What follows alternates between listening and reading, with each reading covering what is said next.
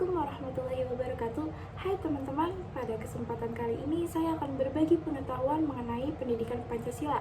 Menurut teman-teman, kenapa sih kita perlu belajar pendidikan Pancasila?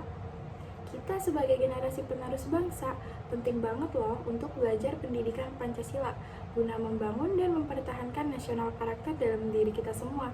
Daripada kelamaan, yuk langsung lanjut ke pembahasan.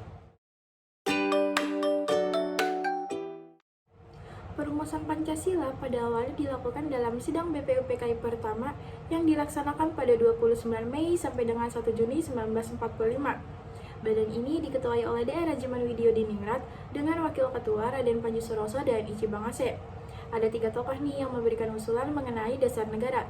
Yang pertama, Muhammad Yamin. Muhammad Yamin ini merupakan orang pertama yang berbicara dan mengajukan usulan mengenai Asas Dasar Negara Indonesia Merdeka. 5 usulan tersebut meliputi peri kebangsaan, peri kemanusiaan, peri ketuhanan, peri kerakyatan, dan kesejahteraan rakyat. Kemudian tanggal 31 Mei 1945, Supomo mengemukakan 5 dasar negara, yaitu persatuan, kekeluargaan, keseimbangan lahir dan batin, musyawarah, dan keadilan rakyat. Dan terakhir, tanggal 1 Juni 1945, Soekarno juga mengemukakan 5 dasar negara.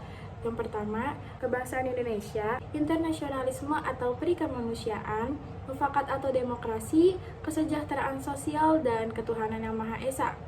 Akhirnya, Soekarno juga mengusulkan jika seandainya peserta sidang tidak menyukai angka 5, Soekarno menawarkan angka 3, yaitu Trisila, yang terdiri dari sosionasionalisme, sosiodemokrasi, dan ketuhanan yang Maha Esa. Dan apabila lagi jika peserta sidang tidak menyukai angka 3, Soekarno mengusulkan angka 1, yaitu Ekasila, yang berarti asas gotong royong.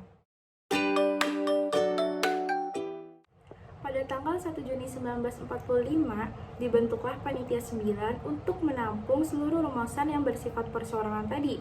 Hasil kerja dari Panitia 9 ini adalah Piagam Jakarta 22 Juni 1945.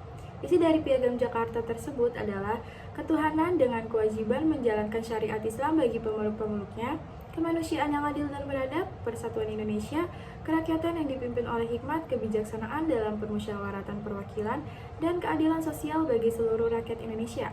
Selanjutnya, pada tanggal 7 Agustus 1945, BPUPKI ini dibubarkan oleh Jepang dan dibentuklah PPKI atau Dokuritsu Junbi Inkai. Pada akhirnya, Jepang menyerah kalah tuh kepada sekutu tanpa syarat. Dan pasca proklamasi pada sore hari, muncullah protes-protes dari wakil Protestan dan Katolik atas bunyi kewajiban dengan menjalankan syariat Islam bagi pemeluk-pemeluknya. Dan pada akhirnya, tanggal 18 Agustus 1945, sebelum sidang PPKI dimulai, dilaksanakan rapat pendahuluan yang hasil kerjanya menghilangkan 7 kalimat dan menggantikannya dengan ketuhanan yang Maha Esa. Nah, itu tadi penjelasan singkat mengenai sejarah Pancasila. Kemudian kita akan masuk ke pembahasan berikutnya, yaitu nilai apa saja sih yang terkandung di setiap silanya. Yang pertama, nilai ketuhanan yang Maha Esa. Adanya keyakinan terhadap Tuhan sebagai pencipta alam semesta. Kemudian, pengakuan terhadap Tuhan diwujudkan dengan perbuatan untuk taat pada Tuhan dan menjauhi larangannya sesuai dengan ajaran agama yang dianutnya. Kemudian, adanya kebebasan untuk beragama dan tidak ada paksaan serta tidak berlaku diskriminasi antar umat beragama. Yang kedua, nilai kemanusiaan yang adil dan beradab. Pada dasarnya, setiap manusia perlu diperlakukan sesuai dengan harkat dan martabatnya. Berdasarkan nilai ini, secara mutlak adanya pengakuan terhadap hak asasi manusia. Yang ketiga, nilai persatuan Indonesia. Bersatu dalam kebulatan rakyat untuk membina rasa nasionalisme dalam NKRI. Kemudian, mengakui dan menghargai keanekaragaman yang dimiliki oleh bangsa Indonesia. Dan terakhir, adanya perbedaan bukan sebagai sebab perselisihan, tetapi justru menciptakan kebersamaan.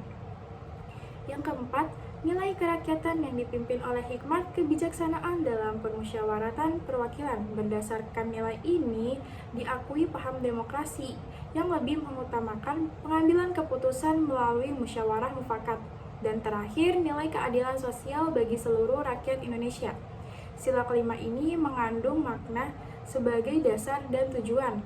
yaitu tercapainya masyarakat Indonesia yang adil dan makmur.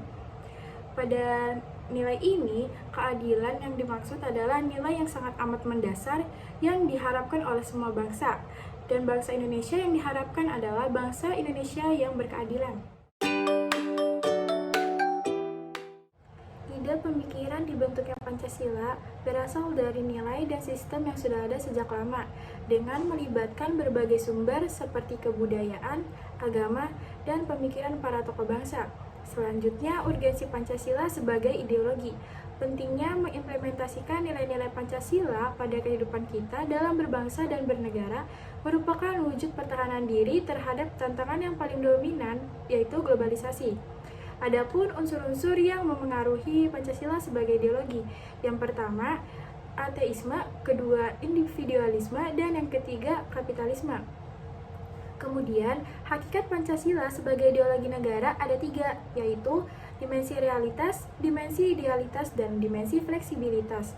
Terakhir, peran konkret Pancasila sebagai ideologi, yang pertama, Pancasila sebagai penuntun, dan yang kedua, Pancasila sebagai penolakan terhadap nilai-nilai yang tidak sesuai dengan sila-sila Pancasila. Secara etimologis, etika adalah perbuatan yang sering kita lakukan. Kemudian, sumber politis Pancasila sebagai sistem etika terdapat dalam norma-norma dasar sebagai penyusun perundang-undangan di Indonesia. Adapun tantangan Pancasila sebagai sistem etika politis, yang pertama, sikap otoriter, kedua, masalah KKN, yaitu korupsi, kolusi, dan nepotisme, dan yang terakhir adalah anarkisme mengatasnamakan demokrasi. Nah, dari pembahasan tadi terlintas di dalam pemikiran saya bahwa rencana aksi yang akan saya lakukan adalah melakukan kegiatan sosialisasi mengenai pendidikan Pancasila dan melakukan diskusi bersama teman-teman saya agar nantinya kita bisa bertukar pemikiran dan bisa memahami pendidikan Pancasila lebih jauh lagi. Mungkin itu saja yang bisa saya sampaikan. Saya berharap kepada kita semua sebagai generasi penerus bangsa harus bisa mempertahankan sikap nasionalisme dalam diri kita semua. Hidup kesepian tanpa kekasih. Cukup sekian dan terima kasih.